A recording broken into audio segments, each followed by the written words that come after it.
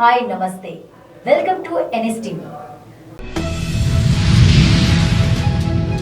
చిన్న చింతకుంట మండలం ఉంద్యాల గ్రామ ప్రాథమిక పాఠశాల వేసవి శిక్షణ శిబిరంను శనివారం ఎంఈఓ, సర్పంచ్, ప్రధానోపాధ్యాయులు రిబ్బన్ కట్ చేసి ప్రారంభించారు. హెచ్ఎం విజయభాస్కర్ అధ్యక్షతన విద్యార్థులు, తల్లిదండ్రులు పాల్గొన్నారు. గ్రామ ఉప సర్పంచ్ బి యోనా, సర్పంచ్ కోట్ల ఆంజనేయులు మాట్లాడుతూ విద్యాభివృద్ధికి మేము సహకరిస్తామని అన్నారు. ఎంఈఓ మాట్లాడుతూ ప్రపంచ భాష అయిన ఆంగ్లం చిన్ననాటి నుంచి పట్టు ఉంటే ప్రపంచ దేశాలను చుట్టుముట్టవచ్చని విద్యార్థులకు సూచించారు. 2026-27 విద్యా సంవత్సరం నుండి విద్యార్థులందరికీ అల్పాహారం ప్రతిరోజు అందిస్తామని అన్నారు. పాఠశాలల్లో మధ్యాహ్న భోజనం యథావిధిగా కొనసాగుతుందని అన్నారు. వివిధ పాఠశాల ప్రధానోపాధ్యాయులు సిఆర్పి విజయ్, అలాగే విద్యార్థుల తల్లిదండ్రులు పాల్గొనడం జరిగింది. మండల విద్యాధికారి మురళీకృష్ణ సార్కు స్వాగతం పలుకుతున్నాము. అలాగే ప్రతి సంవత్సరం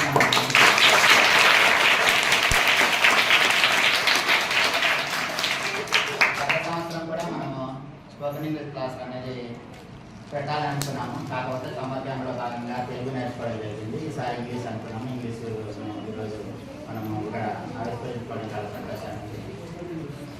మరి ఈరోజు మీరందరూ కూడా చాలా చక్కగా తయారయ్యారు.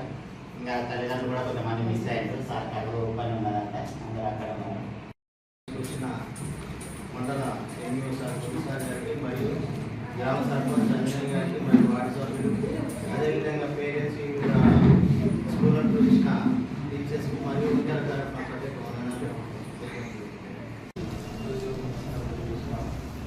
సమ్మర్ క్యాంపులో పిల్లలు సిలబస్ సాధించాక బయట ఎండదెబ్బ తగ్గి బయట ఆడుకుంటూ ఇబ్బంది పడకుండా ఇక్కడనే క్యాంప్ ఏర్పాటు చేసి మనకు స్కూల్ ప్రత్యేకంగా మా హెచ్ఎం, మా స్కూల్ టీం ప్రత్యేక ధన్యవాదాలు తెలియజేస్తున్నాం.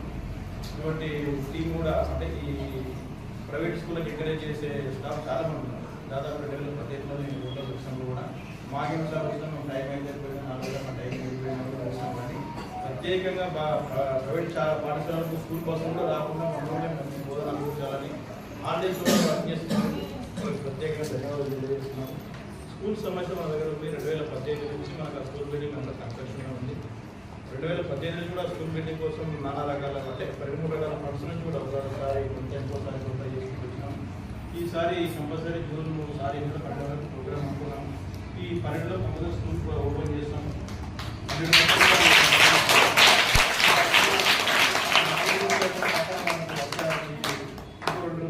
అది కూడా రిపేర్ చేసి ఇస్తాము. ఎందుకంటే 5 క్లాసులు 2 అంటే 2 క్లాసులు 4 క్లాసులు ఉంటాయి. కొత్త మిగతా 2 రోజులు కూడా మేము రిపేర్ చేసి కంపల్సరీ జూన్ 2 వరకు మీకు అందుబాటులో చేస్తాము. ఈ బడి పాఠ కార్యక్రమం కూడా మనం ముందుగానే మీరు ప్రతిపాదించి క్యాంపెయినింగ్ వస్తే అందులో మేము ప్రజాప్రతినిధులు అందులో కూడా పాల్గొంటాం. కంపల్సరీ మనకి ఈ ఊళ్ళో చేస్తాం.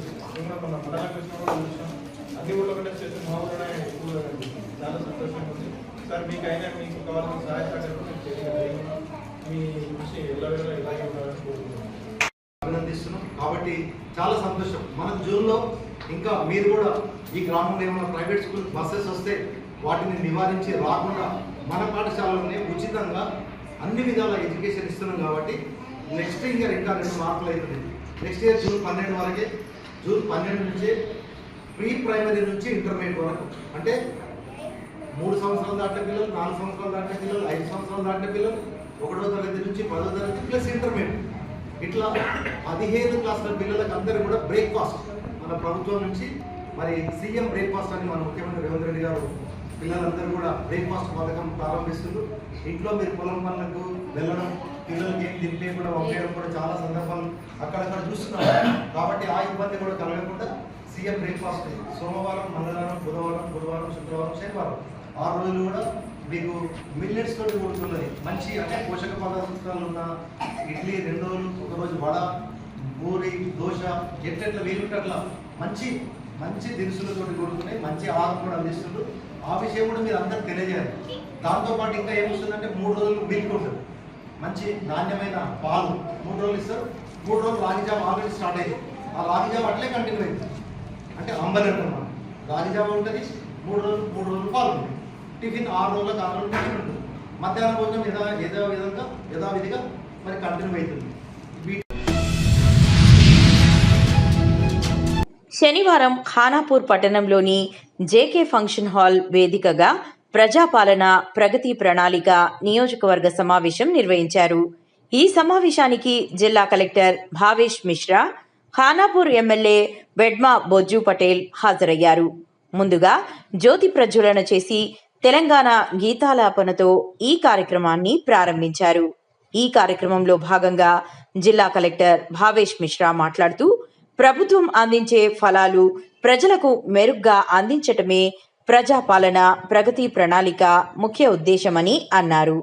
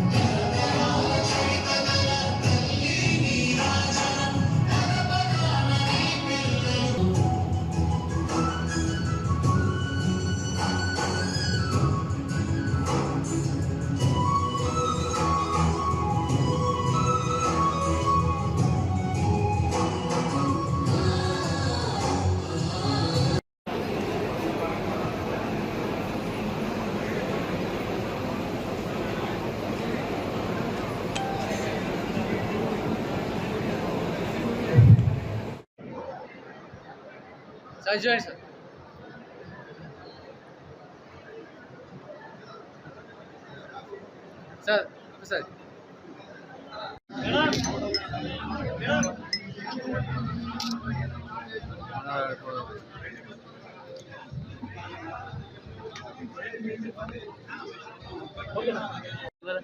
ఎంపీలు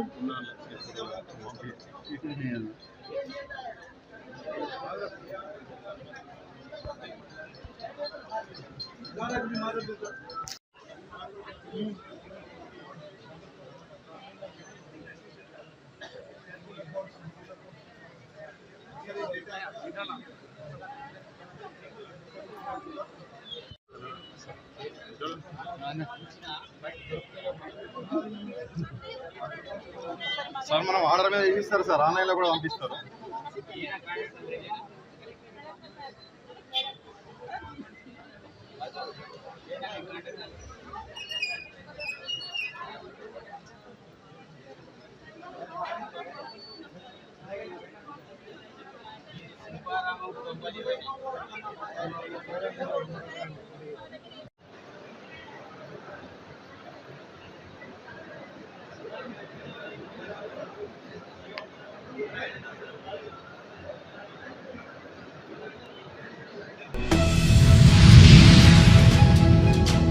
విద్యుత్ శాఖ నిర్లక్ష్యం వల్లే వందలాది ఎకరాల్లో మొక్కజొన్న పంట దగ్ధమైందని ఎమ్మెల్యే పవార్ రామారావు పటేల్ మండిపడ్డారు. శనివారం బైన్సాలో జరిగిన ప్రజాపాలనలో ఆయన మాట్లాడుతూ అధికారుల తీరుపై తీవ్ర అసహనం వ్యక్తం చేశారు. రైతులకు జరిగిన నష్టాన్ని ఆ శాఖ నుంచే వసూలు చేయాలని డిమాండ్ చేశారు. తక్షణమే బాధిత రైతులకు న్యాయం చేయాలని ఆయన అధికారులను ఆదేశించారు. రైతు సోదరులు నష్టపోతున్నారు. దాని మీద స్పెషల్ మీటింగ్ పెట్టి ఎస్సీ గారు, డి గారు, కలెక్టర్ గారి దగ్గర కూర్చోండి. దాన్ని స్పెషల్ మీటింగ్ పెట్టి మన ఎలక్ట్రిసిటీ డిపార్ట్మెంట్ ఏదైతే పోల్స్ ఉన్నాయి ఆ పోల్స్ రిపేర్ చేసిన అవసరం ఉంది. దానికోసం మీకు కూడా చెప్తున్నాను, నేను కూడా కలెక్టర్ గారితో రికమెండ్ చేస్తాను. ఆ ఎలక్ట్రిసిటీ డిపార్ట్మెంట్ వచ్చి తక్షణమే ఈ దుర్ఘటన ఏదైతే జరుగుతుంది వాళ్ళ దగ్గరికే వసూలు చేయాలి. గవర్నమెంట్ పైసలు లేకుంటే ఎలక్ట్రిసిటీ డిపార్ట్మెంట్ నుంచి వసూలు చేయాలని ఈ సభాముఖంగా మీకు తెలియజేస్తున్నాను. నేను వచ్చిన తర్వాత ఎలక్ట్రిసిటీ డిపార్ట్మెంట్ లో కోత ఉంది అని 6 సబ్స్టేషన్ శాంక్షన్ చేశాను. 2 సబ్స్టేషన్స్ పాత గవర్నమెంట్ శాంక్షన్ చేసింది, ఇలా స్టార్ట్ అయిపోయింది. 6 సబ్స్టేషన్స్ ఇలా కోలూరులో, పల్సీలో, తోటన్నాలో, మన ఆష్టాలో, దాని తర్వాత అంబకట్టిలో 6 సబ్స్టేషన్ శాంక్షన్ చేసి రైతు సోదరులకు కరెంట్ కటింగ్ రావద్దని, రైతు సోదరులు బాగుండాలని 6 సబ్స్టేషన్ శాంక్షన్ చేపిస్తున్నాను. గౌరవ ముఖ్యమంత్రి గారికి, గౌరవ ఉప ముఖ్యమంత్రి బట్టి గారికి నిర్మల్ జిల్లా బాయిన్సా పట్టణం మున్సిపల్ కార్యాలయంలో శనివారం బీజేపీ స్వతంత్ర కౌన్సిలర్లు కమిషనర్తో వాగ్వాదానికి దిగారు. ఎంఐఎం అభ్యర్థి ఉమేరా బేగంకి కోఆప్షన్ ఎన్నిక పత్రం ఇవ్వడంపై వారు తీవ్ర అభ్యంతరం వ్యక్తం చేశారు. చైర్మన్, ఇతర కౌన్సిలర్లు అభ్యంతరం తెలిపినా ధృవీకరణ పత్రం ఎలా జారీ చేస్తారని కమిషనర్ నవీన్ను నిలదీశారు. అధికారుల తీరుపై ఆగ్రహం వ్యక్తం చేస్తూ కార్యాలయం వద్ద నిరసన తెలిపారు.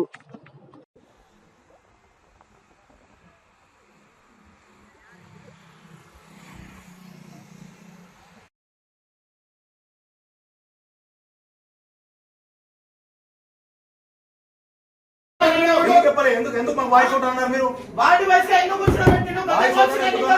ఎందుకు కూర్చోబెట్టలేదు నాకు తెలియాలి. చైర్మన్ ఎన్నికల్లో ఉన్న ఫ్రెష్ చైర్మన్ ఎన్నికల్లో ఏ విధంగా కూర్చోబెట్టారు? ఎలా కూర్చోండి మరి? రూల్స్ ఎందుకు చేంజ్ చేసిండు ఈసారి? ఎందుకు అలా చేసిండ్రు? మరి ఎవరికి అప్పుడు లక్ష్మీబాయి చుట్టూ మొత్తం ఎంఐఎం ఎందుకు కూర్చోబెట్టిండ్రు? కూర్చోబెట్టిండు అంటే చేతి లేపడానికే కదా, లేపియడానికే కదా మీరు. మరి కొత్త కోర్సు మెంబర్ ఇలాగే జరిగిందా? వాడు వైద్యాన్ని కూర్చుండబెట్టిందా? చెప్పండి, సమాధానం చెప్పండి. ఏమనంటే కోర్టుకోమంటారు ఎందుకు? మీరు ఎందుకు అంటారండి కోర్టుకోమని? మాకు తెలుసు కదా కోర్టుకోవాలన్నా ఎటు పోవాలన్నా మాకు తెలుసు కదా అండి. కోర్టుకోని అది మాకు తెలుసు.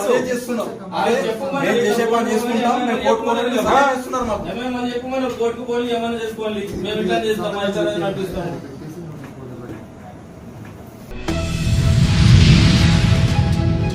నిర్మల్ జిల్లా బాయిన్సా పట్టణంలోని మున్సిపల్ కోఆప్షన్ ఎన్నిక నిబంధనలకు విరుద్ధంగా జరిగిందని చైర్మన్ దత్తాత్రి ఆరోపించారు. శనివారం కౌన్సిలర్లతో కలిసి ఆయన మాట్లాడుతూ కమిషనర్ ఒక పార్టీ ఒత్తిడికి తలొగ్గి ఏకపక్షంగా ఎన్నికా పత్రం జారీ చేశారని మండిపడ్డారు.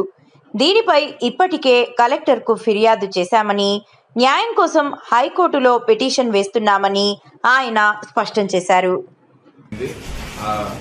కోఆప్షన్ ఎన్నికల్లో ఇక్కడున్న మున్సిపల్ అధికారులు, కమిషనర్ గారు కూడా కోఆప్షన్ ఎన్నిక చేసే ప్రస్తావనలో దానిని వాయిస్ ద్వారా మీరు ఎన్నుకోవాలని ఇక్కడ సంకేతాలు ఇవ్వడం జరిగింది. కానీ కోఆప్షన్ ఎన్నికలు లోపల పోయిన తర్వాత అన్ని పేర్లు చదివిన తర్వాత ఎన్నికలకు హ్యాండ్ రూపంలో హ్యాండ్ రైజ్ చేసి చేయాలని సంకేతాలు ఇవ్వకుండానే హ్యాండ్ రైజ్ చేపించడం జరిగింది. దాన్ని మేము తప్పు పట్టడం జరిగింది. తర్వాత ఒకటైన తర్వాత కూడా దాన్ని ఎటువంటి ఇంటిమేషన్ ఇవ్వకుండా తర్వాతది కూడా స్టార్ట్ చేయడం జరిగింది. దాన్ని మేము అక్కడున్న కౌన్సిలర్లు అందరం అప్పటికే అంతకుముందే అబ్జెక్షన్ చేయడం జరిగింది. అయినా కూడా దాన్ని కొనసాగిస్తూ ముందరికి పోతే తర్వాత అబ్జెక్షన్ చేసి ఆపించి అక్కడ చిన్న గొడవ అంటే తోపులాట జరగడంతో అక్కడ ఆ ఎలక్షన్ని రద్దు చేసి బైకాట్ చేస్తున్నామని అధికారులు, కమిషనర్ గారు, సిపిఓ మేడం గారు చెప్పడంతో ఆ రోజు పోస్ట్పోన్ జరగడం జరిగింది. తర్వాత కూడా మేము దాన్ని రాజకీయంగా చేసి అందరూ ఇన్వాల్వ్ అయి చేస్తే మేము కూడా నిన్న కలెక్టర్ గారి దగ్గరికి వెళ్ళి ఏదైతే ఎలక్షన్లు పూర్తిగా రద్దు చేయాలి, తప్పుగా మాకు సంకేతాలు ఇచ్చి తప్పుగా ఎలక్షన్ చేయడం జరిగింది. కానీ పైన ఉన్న రాజకీయ నాయకులు ఎవరో ఒత్తిడి ద్వారా ఏదైతే కమిషనర్ గారు ఈరోజు ఒకరు గెలిచిందని సర్టిఫికేట్ ఇవ్వడం జరిగింది. దాన్ని కూడా మేము పూర్తిగా ఖండిస్తున్నాం.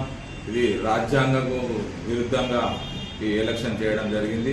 దీన్ని కూడా మేము ఛాలెంజ్ చేస్తూ పైన న్యాయబద్ధమైన న్యాయం కావాలని మేము హైకోర్టుకు తదుపరి పోవడం కూడా జరుగుతుందని మీకు చెప్పడం జరుగుతుంది. నిర్మల్ పట్టణంలోని దివ్య గార్డెన్స్ లో ప్రజాపాలన ప్రగతి ప్రణాళిక నియోజకవర్గ స్థాయి సమావేశం ఘనంగా నిర్వహించారు. ఈ కార్యక్రమంలో జిల్లా స్థానిక సంస్థల అదనపు కలెక్టర్ బి వెంకటేశ్వర్లు పాల్గొన్నారు. అదనపు కలెక్టర్ మాట్లాడుతూ ప్రభుత్వం పేదల కొరకు ఎన్నో పథకాలు అమలు పరుస్తోందని అన్నారు.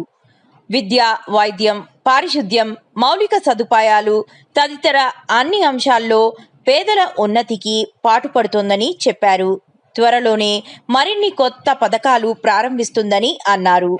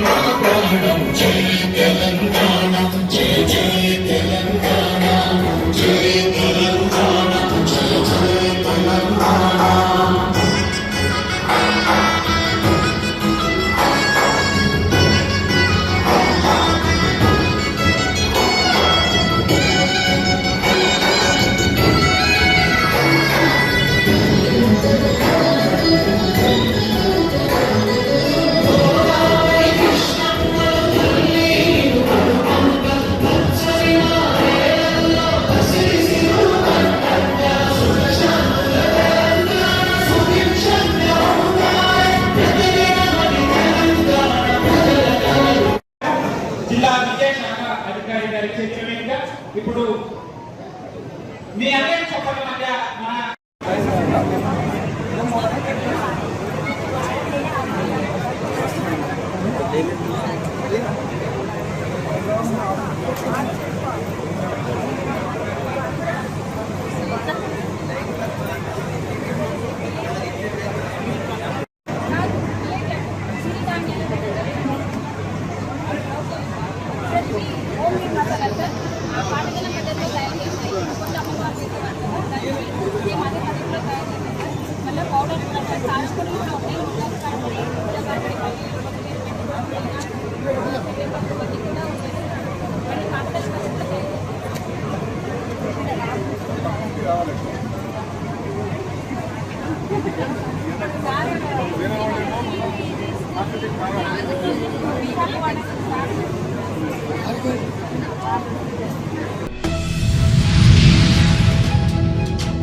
ముఖ్యమంత్రి రేవంత్ రెడ్డి, ప్రధానమంత్రి నరేంద్ర మోదీ ఆశీస్సులతో 2 సంవత్సరాలలో నియోజకవర్గానికి కోట్లాది రూపాయల నిధులు మంజూరు కావడం జరిగిందని ఎమ్మెల్యే పవార్ రామారావు పటేల్ అన్నారు.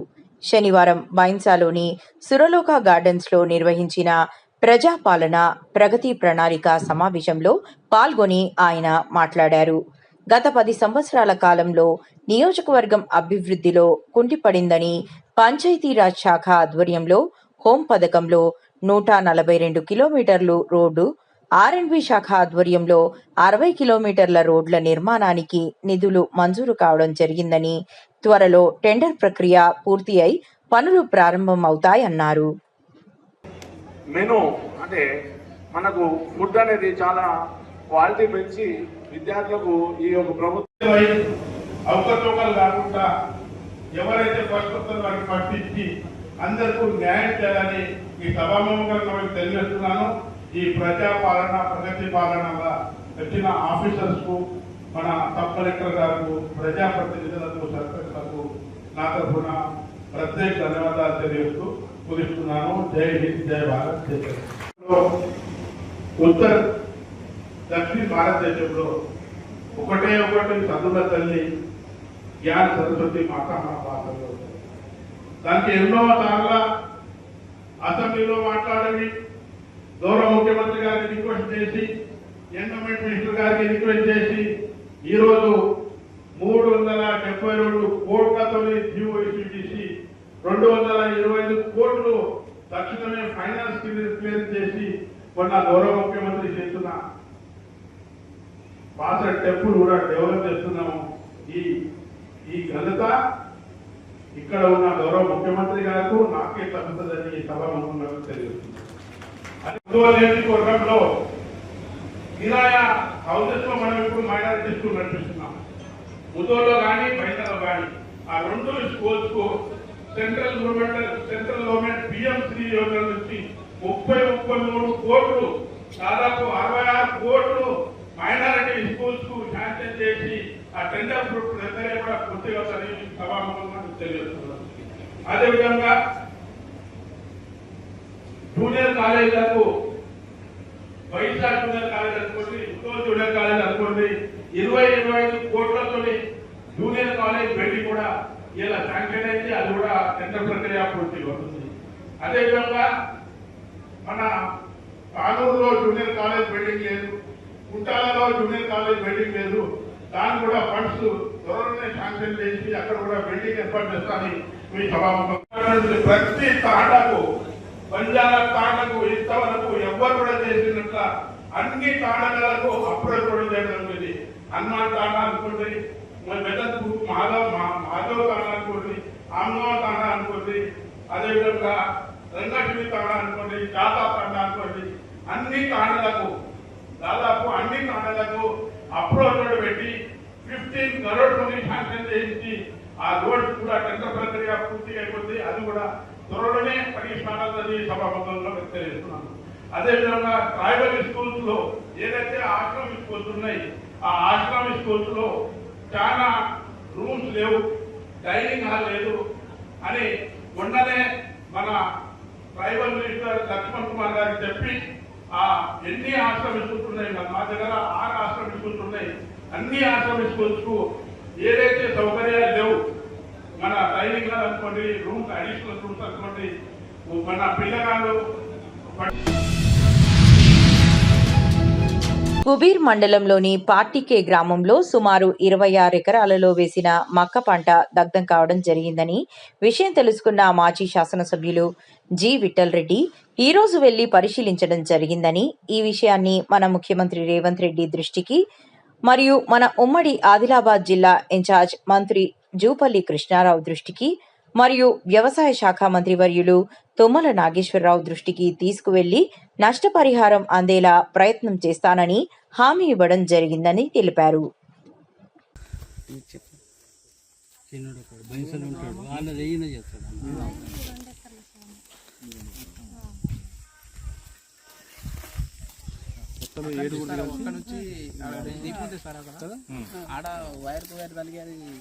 బొబ్బిలి చెట్టు తాడికిలో సార్, అది ఆ బొబ్బిలి చెట్టు తాడికి ట్రాన్స్ఫార్మర్ తాడికిలో దానికి డౌట్ అనుకోండి.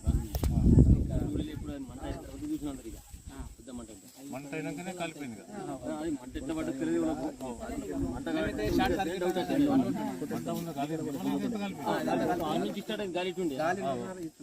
చాలా మంది వస్తున్నారు సార్, 100 మంది మన వాగు నుంచి కంప్లీట్ ఈ పల్సి విలేజ్ దాకా పల్సి నుంచి రంజని వరకు టోటల్ లూజ్ ఉంది సార్. అంత వైర్ కట్ అవడు, వైర్ బిల్లులు తెగి పడిపోవడు. ఈ పల్సీలో 2 సార్లు అయింది, పార్టీలో ఒకసారి అయింది, 2 సార్లు వైర్ తెగిపోవడు. ఈ లైన్ కూడా అట్లనే sir, total loose wire loose sir. అక్కడక్కడ చిన్న మనం కనీసం ఒక మేతము పెట్టుకొని పోతే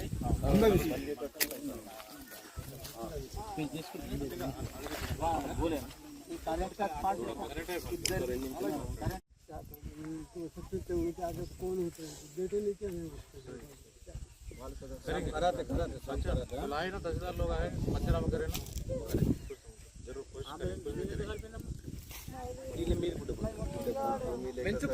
ఎంత ల్యాండ్ వాళ్ళు మొత్తం ఆలే సార్, ఇంకా వాళ్ళంటే ఇంకా వాళ్ళది కూడా దూరం సార్. కౌలు 5 ఎకరాలు కానీ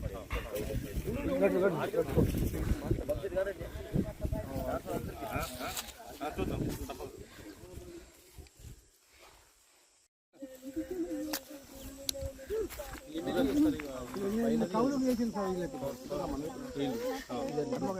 చేసింది ఘోరం ఉన్నది సార్.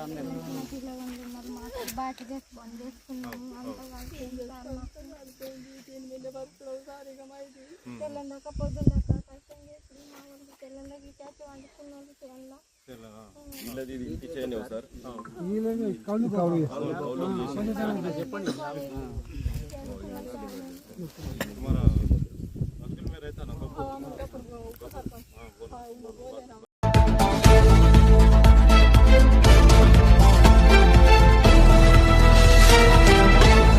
జర్నలిస్ట్ జగన్ కుటుంబాన్ని అన్ని రకాలుగా ఆదుకుంటామని చిత్తూరు జిల్లా కలెక్టర్ సుమిత్ శనివారం ఉదయం తెలిపారు. హత్యకు గురి కాబడిన జగన్ కుటుంబాన్ని అన్ని విధాలా ఆదుకోవాలని స్థానిక ఎమ్మెల్యే అమర్నాథ్ రెడ్డి సీఎం చంద్రబాబుకు సిఫారసు లేఖను పంపారు.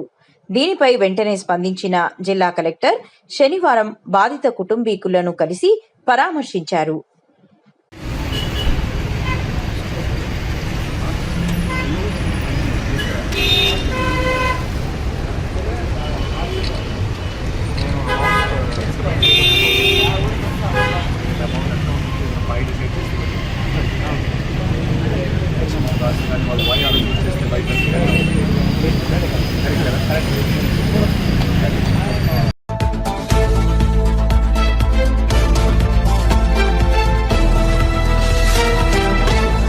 రూపాయి వైద్యుడిగా సేవలు అందిస్తూ కోడెల శివప్రసాద్ గారు ప్రజల ఆదరాభిమానాలు చూడగొన్నారని టీడీపీ రాష్ట్ర ప్రధాన కార్యదర్శి మాజీ మంత్రి దేవినేని ఉమామహేశ్వరరావు పేర్కొన్నారు. కోడెల జయంతిని పురస్కరించుకుని విజయవాడ రూరల్ మండలం గొల్లపూడి కార్యాలయంలో స్థానిక నేతలతో కలిసి ఆయన చిత్రపటానికి పూలమాల వేసి ఘనంగా నివాళులర్పించారు. ఈ సందర్భంగా దేవినేని ఉమా మాట్లాడుతూ నందమూరి తారక రామారావు పిలుపుతో రాజకీయాల్లోకి ప్రవేశించి గుంటూరు జిల్లా నర్సారావుపేట నియోజకవర్గం నుంచి 1983లో విజయం సాధించి ఆ తరువాత 5 సార్లు ఎమ్మెల్యేగా గెలిచారన్నారు.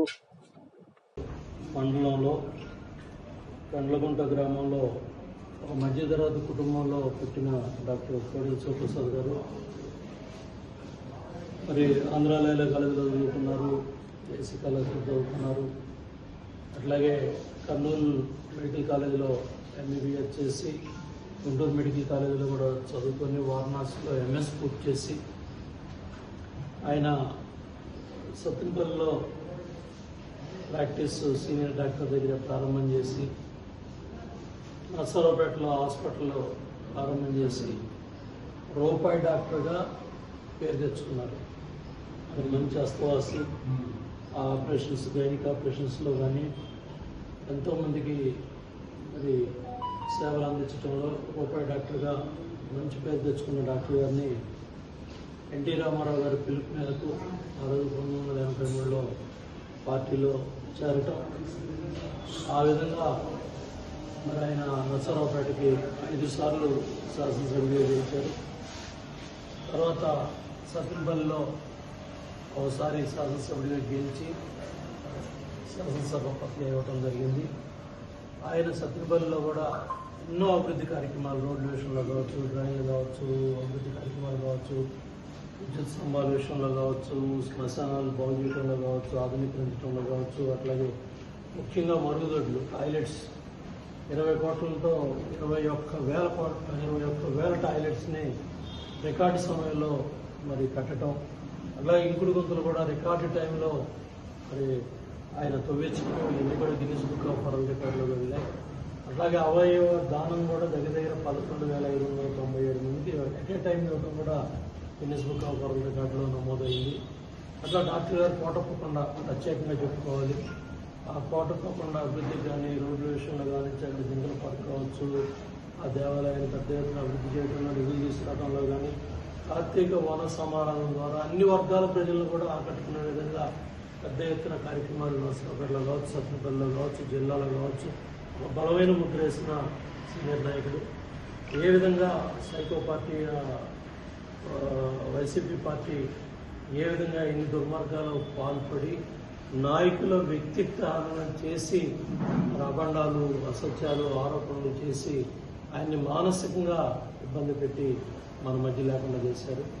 ఆయన ఒకసారి మళ్ళీ మనం కూడా మన్నం చేసుకుంటే ఆయన చేసిన సేవలు, ఆయన అడుగుదారులు అందరూ కూడా ముందుకెళ్ళాలని, ఆయన చేసిన అభివృద్ధి కార్యక్రమాలు. ఎందుకంటే రామనాయుడు గారు అక్కడ కేంద్రంలో మంత్రిగా ఉన్నప్పుడు, చంద్రబాబు నాయుడు గారు ముఖ్యమంత్రిగా ఉన్నప్పుడు, అట్లాగే డాక్టర్ గారు పంచాయతీరాజ్ శాఖ మంత్రి ఉన్నప్పుడు వాళ్ళు తీసుకొచ్చిన స్కీమ్స్ కావచ్చు, మంచినీటి పథకాలు, గ్రామాల్లో కట్టిన బిల్డింగ్స్, ట్యాంక్స్, ఇవన్నీ కూడా చాలా పెద్ద ఎత్తున అభివృద్ధి కార్యక్రమాలు ఉమ్మడి ఆంధ్రప్రదేశ్లో ఆ రోజుల్లో మరి చేయటం అందరం కూడా గుర్తుపెట్టుకోవాలి. అట్లాగే ఎన్టీ రామారావు గారి కళ బసవతారకం క్యాన్సర్ హాస్పిటల్, మరి NTR Nandamuri Taraka Ramarao Basavatarakam Indo American cancer hospital నిర్మాణంలో మరి చంద్రబాబు నాయుడు గారి నాయకత్వంలో మరి పెద్ద ఎత్తున అభివృద్ధి చేయడం కావచ్చు, దాంట్లో మరి అన్ని పనులు నిర్మాణాల దగ్గర నుంచి చేయడం కావచ్చు. చంద్రబాబు గారు ఏది చెప్తే ఆ విధంగా పరిగెత్తి చేయించిన వ్యక్తి డాక్టర్ గారు. ఆ విధంగా మరి వాజ్పేయి గారు కూడా ఆ రోజు దాన్ని ప్రారంభం చేశారు. రామారావు గారి కోరిక హాస్పిటల్, క్యాన్సర్ హాస్పిటల్ వాళ్ళ నందమూరి బాలకృష్ణ గారి నాయకత్వంలో బ్రహ్మాండంగా ముందుకెళ్తా ఉంది. అట్లాగే అమరావతిలో కూడా క్యాన్సర్ హాస్పిటల్ శంకుస్థాపన చేసుకోవడం జరిగింది బాలకృష్ణ గారి చేతుల మీద.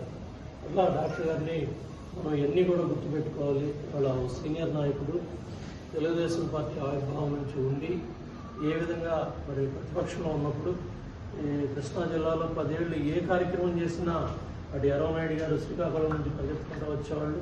అలాగే డాక్టర్ గారు మరి పల్నాడు నుంచి, నరసరావుపేట నుంచి, సత్తుపల్లి ఎక్కడున్నా కూడా కృష్ణా జిల్లాలో ఒక కార్యక్రమం ప్రతి రోడ్డు ఎక్కాలంటే మరి ఇద్దరు నాయకులు, నగర నాయకులు పరిగెత్తుకుంటా ఈ జిల్లా ప్రోగ్రాంలో ఈ ప్రతి వచ్చే ఎర్రనాయుడు గారు అయితే చివరి రోజుల్లో కూడా దొరకూడలో మరి పాదయాత్రలో పాల్గొన్నారు. అలాగే డాక్టర్ గారు కూడా ఎన్నో కార్యక్రమాలు ఆయన నాయకత్వంలో అటు మంత్రిగా కావచ్చు, అటు ప్రతిపక్ష నాయకుడిగా కావచ్చు ఎన్నో కార్యక్రమాలు. ఎందుకంటే ఆ రోజుల్లో రైతుల తరఫున రైతు సదస్సులు జరపడంలో కానీ, అటు గుంటూరు జిల్లాలో పెద్ద ఎత్తున పార్టీ కార్యక్రమాలు చేయడంలో కానీ, మహానాడులో చేయడంలో కానీ ఎన్టీ రామారావు గారితో, చంద్రబాబు నాయుడు గారితో కలిసి పనిచేసిన చరిత్ర సుప్రసాద్ గారిని. ఆయన ఆత్మశాంతి కలగాలని భగవంతుని ప్రార్థిస్తూ ఆయన అడుగుజాడలో ఆయన స్ఫూర్తిని మనం తీసుకుని ముందుకెళ్లాలని చెప్పి తెలియజేసుకుంటూ జోహార్ జోహార్ డాక్టర్ కోడేశ్వర ప్రసాద్ గారు, జోహార్ డాక్టర్ కోడేశ్వర